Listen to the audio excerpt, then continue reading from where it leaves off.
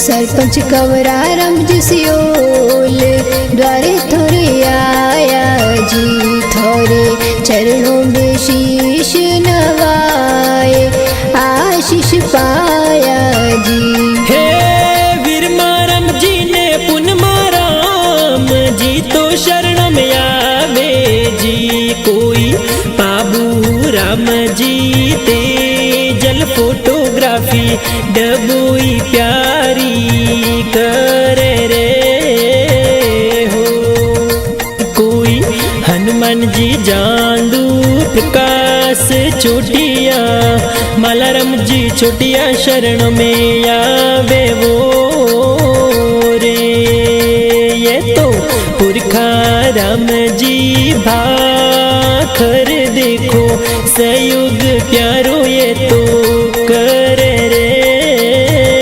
वो, कोई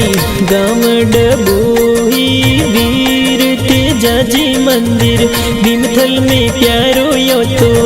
बनियो रे,